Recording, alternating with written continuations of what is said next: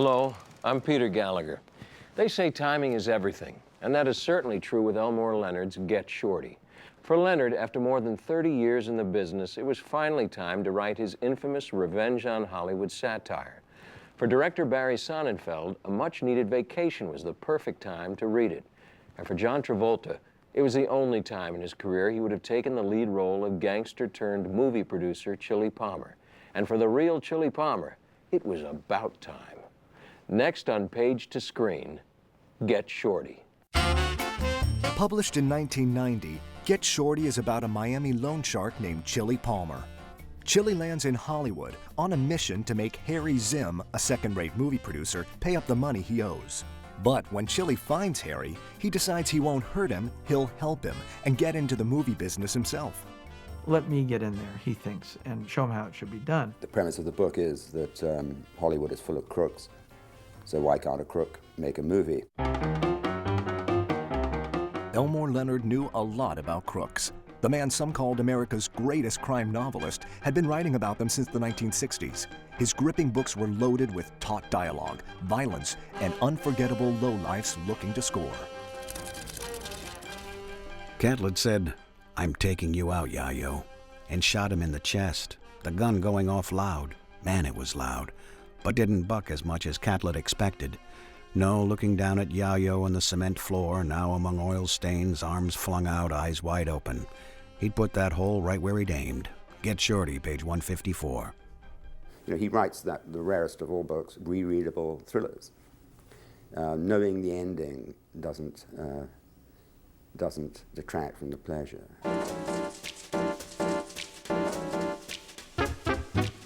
Leonard begins writing these unique novels the way a jazz musician would start a solo, without any preconceived notion of where it might lead. The direction it's going to take is anybody's guess. I mean, he may think he knows, thinks that he knows which way it's going to go, and then it goes the other way. You know, you can never tell. In the summer of 1988, Leonard began the book that was to become Get Shorty, with a vague idea that Miami might be a good setting. Who were the characters? Leonard didn't know yet. But then the author paid a visit on an old friend who'd become a private investigator. The friend's business partner was a man named Chili Palmer. I loved his name to begin with, and I got to know him. And he told me about his background. I came out of the Italian section in Coney Island, Brooklyn. A lot of good-hearted people, a lot of mafia, a lot of everything, you know. Chili started running numbers for a mob family. By the 1960s, he was working for them as a loan shark in Miami. It was a risky business. You're dealing with a person who could skip any time, you know. They have no collateral, no background, and you lend them money and you want your money back. Chili knew how to get what he wanted. During a visit to Miami, he showed Leonard how it was done. And Chili would just stare at him. That's all he did. Never opened his mouth. They didn't threaten at all. They were just bring it out in the open. You owe money. Why don't you pay it? So that look at me then came out of that. How you doing? I'm Chili Palmer. Look at me, Harry. I'm looking at you. I want you to keep looking at me right here. The author was so inspired, he decided to make a man named Chili Palmer the main character in his new book. You're not looking at me, Harry. Why do I have to keep looking at you? Because I want you to. The real Chili sometimes had to fly from Miami to Las Vegas in pursuit of gamblers on the run with his money. Leonard liked that storyline, so he sent his researcher Greg Sutter to Vegas in August of 1988. He'd go to a certain casino, and I'd say, I want to know what the carpeting looks like, just in case. And he would describe all that to me. I mean, take pictures of it. Sutter painstakingly gathered the details that would make Leonard's book so fly-on-the-wall realistic. Room 207 was right there, at an open center point where halls went off in 3 different directions. The wallpaper in the halls, big green plants, or there might be palm tree branches. Get Shorty, page 158. I treat it like a scout in a movie, almost. And then interviews with people that are in or around a particular occupation. One of these people was a casino collections manager who told Sutter many of the town's gamblers were deadbeats from Hollywood. This was fascinating information for Leonard, who began imagining one of those deadbeats, a second-rate movie producer he'd come to name Harry Zim. Now, what does Harry do? Okay, now you dream up the kind of pictures that he makes. That's how Elmore Leonard works. One thing leads to another. So now he'd take Chili, the tough Miami loan shark, and have him meet Harry, the desperate Hollywood producer welching on his debts. And then they start to talk to each other, and then you're starting to build scenes. As he imagined the scenes between the mobster and the movie maker, Leonard prepared to embark on a new kind of novel for him, a satire. It would draw upon a lifetime's worth of good writing material. Well, I wanted to do it because it was something new and different. I just thought I should write, or I could write, a Hollywood book. Elmore Leonard's relationship with Hollywood began in the 1950s, back when he was a 30-something author writing short stories and novels set in the Wild West. I didn't want to just write to express myself. I wanted to write in a commercial vein, but as well as I can, where I can make some money, too. For the first time in his life, Elmore Leonard found himself writing a satire, and he was enjoying it. And it's just such a delight that he took in one of his best experiences, I think, in writing it, you know. Maybe a little revenge. It took Leonard just 6 months to write Get Shorty, but that rapid pace wasn't unusual for an author who's published an average of 1 novel a year since 1969. It's a kind of humble, effortless process that makes a lot of other writers deeply annoyed when they hear how much joy and ease he has with it. He's not of the Samuel Beckett school, you know, who you stare into the void for 8 hours with your eyes bleeding, and then you write down one word, which is never. That's not his way. Why have writer's block? What blocks it? It's something else that's blocking it, I'm sure. I'm writing for myself. I'm the only one I have to please, because God knows you can't please everyone out there. When it was released in 1990, Get Shorty pleased readers and critics alike. A bestseller, it was hailed as one of the most hilarious and dead-on Hollywood satires ever written. Get Shorty was able to satirize the movie business quite fiercely, you know, quite unsentimentally, but in an amusing way. Perhaps the best moments of mockery were drawn from Leonard's experiences with Dustin Hoffman, who reportedly served as inspiration for Martin Weir, the Shorty character named in the book's title. How you doing? Oh, hey, Chili. One of the novel's best scenes comes from a lunch when Chili observes Martin ordering his food in true Hollywood fashion. Hi, what's your name? Stephanie. Hi, Stephanie. I feel like an omelet. Can you make an egg white omelet? But with shallots, but with the shallots only slightly brown, very little olive oil, and no salt? Okay, why don't you bring one for the table? We'll pick on it. No. You cannot sit with a movie star and have them say, I'll have a number 7. At least it's, I'll have a number 7, and can the bacon be crisp? And can, you know, I want the egg whites crunchy, but I still want a runny yolk. And you know what? Do you have tofu? I mean, it's ridiculous. Enjoy. Off the menu is what every movie star has to feel they have a right to do, and not knowing their home phone number is mandatory. What do you have in common with Chili Palmer? Not a whole lot, but Martin Weir? A lot, because I definitely order off the menu, and I definitely don't know my home phone number. So. Get Shorty became one of the most talked about books of the year in 1990. Today, Get Shorty is considered a classic crime caper. But in 1991, Hollywood wasn't interested in the bestseller that inspired it. We didn't get a single offer. Hollywood had no interest in attempting to turn this book into a movie. When it was published with glowing New York Times book review on the front page, it was a bestseller. There were still no financial offers from the studios. Elmore was unadaptable, people said, that his books just don't work as movies. My wife and I decided to take a Club Med Caribbean cruise. As Sonnenfeld was about to embark, he stopped for something to read. I went to like the bookstore, and I saw a paperback copy of Get Shorty by Elmore Leonard. I read Get Shorty, and I immediately knew that this would be a perfect book for me to direct. The second Sonnenfeld got back from his cruise, he called a friend from his cinematographer days, Danny DeVito, now a producer with his own company, Jersey Films. I was in my car. It was a very Hollywoody kind of thing. I got a phone call in my car, and it's Barry. He says, I found this book, this Get Shorty, Elmore Leonard. I'm a big fan of Elmore Leonard's. I'd never read Get Shorty. I said, he says, this is one that I feel really passionate about. We should do this together. So I said, okay. A week later, Barry said, so Danny, did you read the book? And Danny said, I bought it. And he said, yeah, but did you read it? He said, no, I bought it. So he thought I bought the book in a store.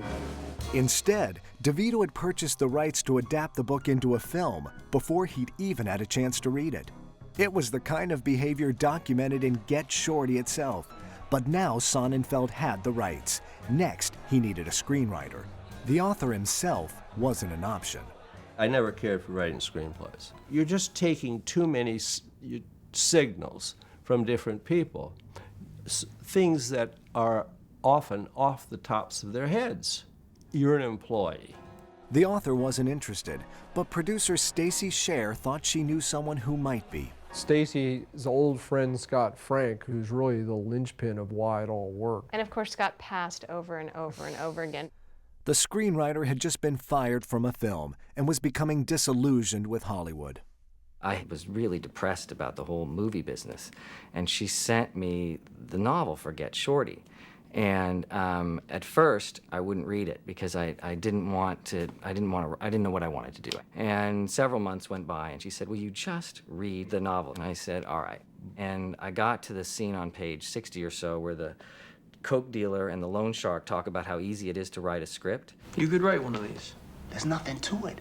All you do, you get an idea, you set down what you want to say on paper. Then you hire somebody else to fill in the commas where they belong, if you're not positive yourself. All right, you get to the end. You write in, fade out. You're done. That's it. That's it. That's all there is to it. And I called her and said, okay, I'll do it. I thought it was the perfect antidote to what I was feeling at that time, and I just loved it. Frank signed on and met director Barry Sonnenfeld, who believed the young writer was destined for greatness. Scott Frank has great hair.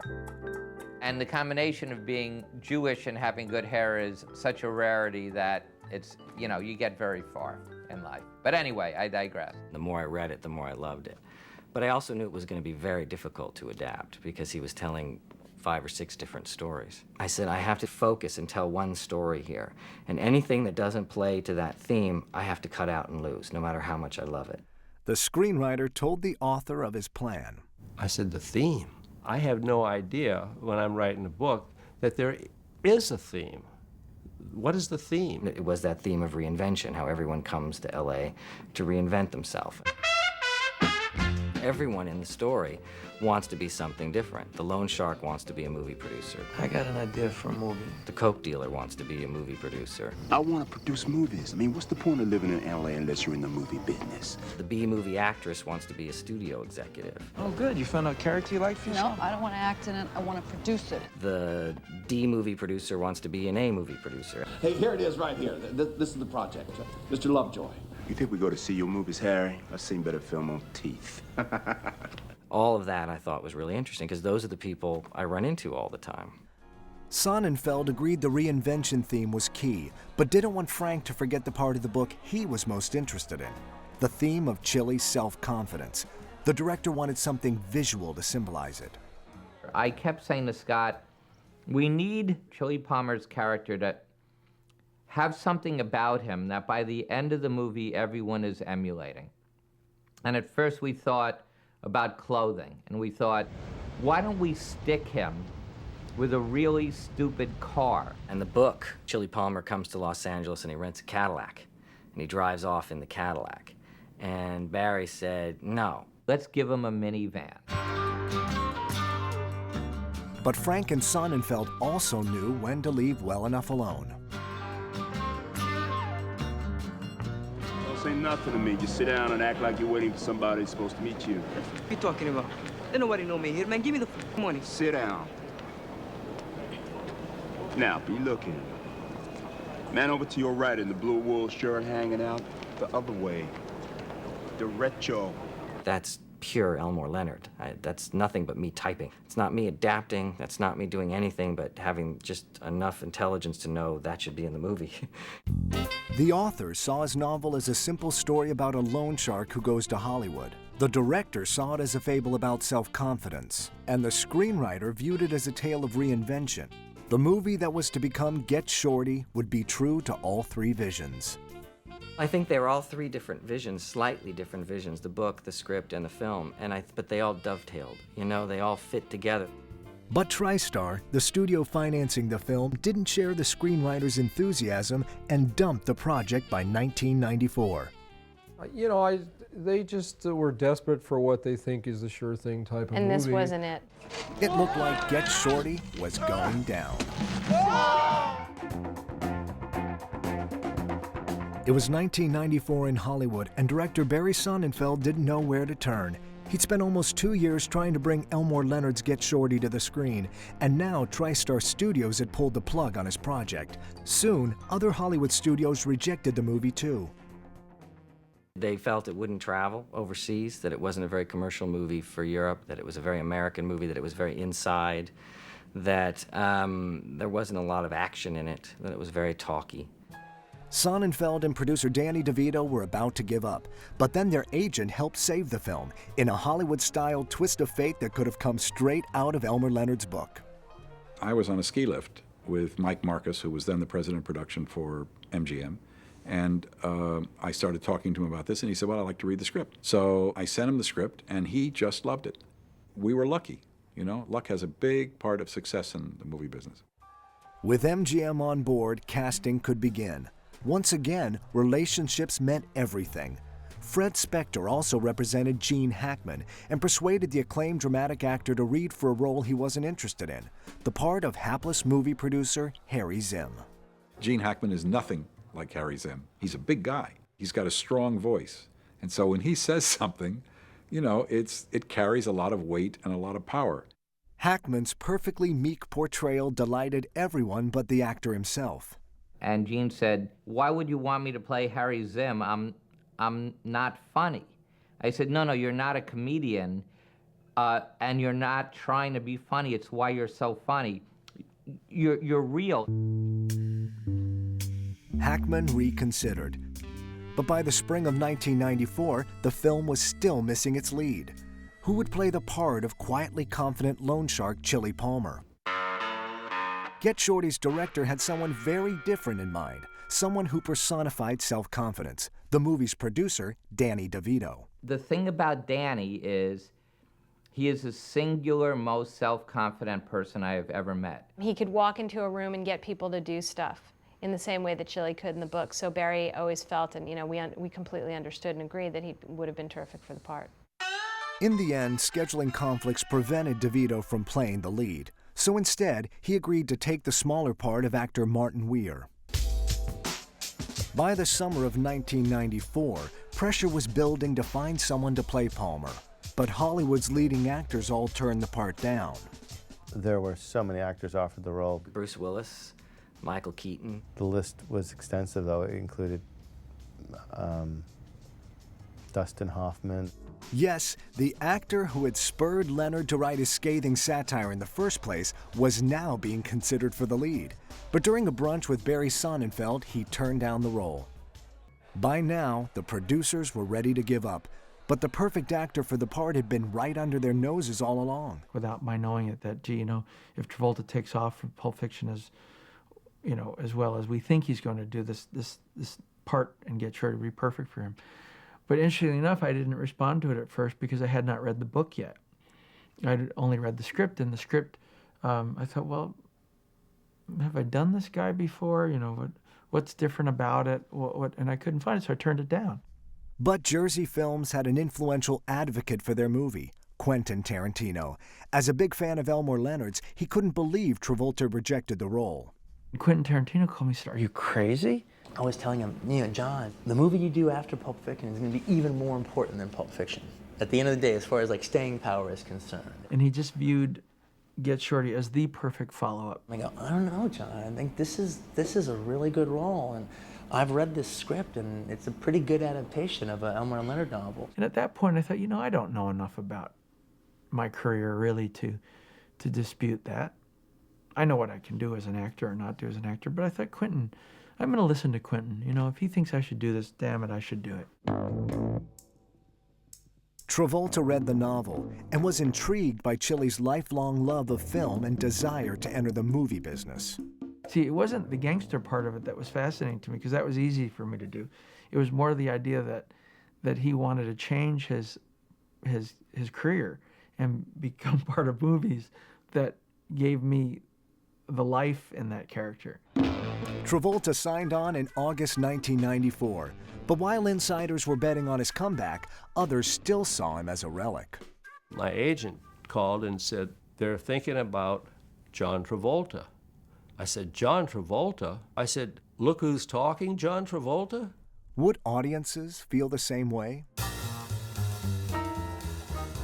By December of 1994, John Travolta, Gene Hackman, Rene Russo, Danny DeVito, and the rest of the cast were ready to film Get Shorty. Action. For many of the actors, inspiration was found in Elmore Leonard's novel. The first thing you do is go through the book and find out everything that's said about the character. How he dresses, how he wears his hair, what kind of swagger does he have in his walk. I mean, all these are little details, but I add that up. And then I apply layers to it. By the time filming began on January 17, 1995, Travolta and Chili Palmer seemed one and the same. It's like it was written for him. He just got it. The rhythm of it. He's able to physically create more about his characters through his walk than most actors do with their whole dialogue. Wait here. He's just walking up a flight of stairs, and the audience breaks into laughter. But Travolta's characterization went beyond the physical. He imbued Chili with a gentle sincerity. As in the scene when Palmer takes back the money stolen by small-time gambler Leo DeVoe. There's something almost paternal in the way he explains it to me, that it's almost like he's doing it for my own good. Ray Bones is the man that you're dealing with now. And when Bones finds out what you did, he's gonna take everything, including the sporty little hat you got on your head. And then most likely he'll shoot you, so you won't tell on him. No, I'm not gonna do that. I'm not gonna hurt you. There's a sweetness to John and the way he plays Chili. And I think that that is part of Travolta's personality and is part of the character of Chili Palmer that Elmore put down. But in the end, it worked out fine because he done a terrific job. The director shot almost everything in Los Angeles, evoking the actual places mentioned in Leonard's book. While the locations gave the film a realistic feel akin to the novel, Sonnenfeld's topsy-turvy techniques stamped the movie with his own comedic outlook. There's so many different angles and quirks to it, and it's just interesting. I think he was looking for his regular style, which is wide lenses and a lot of odd moves. You need a lot of crane moves that change places, a lot of dolly shots. Hey, you hear me? It was perfect for this picture. I really admire what he did with that movie. I love the way he shot it. His visual ideas filled in for Elmore Leonard's voice in a lot of ways. He stamped it with his own point of view. But Sonnenfeld's comic outlook didn't mean the director was a pushover. In general, he gave his actors great freedom, but not when it came to the script. Actors, when they don't know their lines, would sometimes add, you know, just to give their brain that extra half second, millisecond to think. And I would do take after take again to take those out. What? Watch me. I'll be you. Oh, for God's sake. Be John. Barry didn't like any mistakes, not even one word. Is that why you... Oh, Jesus Christ. Thank you for doing it for us, Barry. Jesus Christ, life is what you make it. I felt that All these characters needed to talk really quickly and concisely with exactly the words on the page, and it drove the actors crazy. You never know if a film's going to be good because it's ultimately in the editing and the putting together of it that will take it off or not. But you do know when a scene works. But director Barry Sonnenfeld wasn't so sure. In fact, when he began editing the film in April 1995, Sonnenfeld thought he'd wasted the $30 million MGM had given him to make the movie. You know, we added music, we cut the negative, we made a print, and I was so sad. The director hated his own film. Maybe the studios who'd rejected Get Shorty had been right about it all along. It's endless talking. There's no action. It's not that funny. And I thought, this is the most boring movie anyone has ever made. It had taken Barry Sonnenfeld 3 years to transform Elmore Leonard's Get Shorty into a film. But when the movie was finished in 1995, the director asked himself why he had bothered. After I finished Get Shorty, I didn't like it, because I just felt I had directed a movie that was kind of long and boring. And we then started to have some screenings. The director was dead wrong. The audience was into it from the beginning. They roared. It was funny and audiences laughed. I couldn't believe the numbers in the opening weekend. Shorty earned almost $13 million in its first weekend, a solid figure for 1995. Audiences loved the characters and their dialogue, proving that the way to succeed with an Elmore Leonard novel was to stay true to the vision of the man himself. It didn't look like my work, at least some of the scenes, but it sounded exactly like my work. Why are you talking to me this bullshit? I think maybe I have Ramon and Cesar stapled your tongue to your chin. What do you think? I think you speak very good English, Mr. Escobar. Get Shorty had a sort of brightness about it that exactly answered to the book. It captured the spirit of the book, and I think that's really important. It really captured the essence. Get Shorty went on to gross over $100 million, exerting a profound impact on the status of those who made it. It reinvented John Travolta, and it established Jersey Films as a major filmmaker in the business. It cemented both of their careers. As for Elmore Leonard himself, the film changed his life forever. One of the real highlights of my career was sitting down with Elmore Leonard the day after his 70th birthday, and we were watching the movie, and as the credits rolled, Elmore, in the most humble and sweet way, just leaned over and whispered, "I'm hot." If I meet someone and the person asks, have I ever read anything that you've written? I said, well, did you see Get Shorty? And they say, oh yeah, wonderful picture. And I've gotten more notoriety out of that movie than I have out of 50 years of writing. Fans of the movie keep asking if there will ever be a sequel to Get Shorty, and there may be some good news on the horizon. A couple of years ago, Elmore Leonard finally penned Be Cool. This time, Chili Palmer is taking on Hollywood's other big moneymaker, the music business. With any luck, the real Chili gets to watch himself in action yet again. For Page to Screen, I'm Peter Gallagher. Thanks for watching.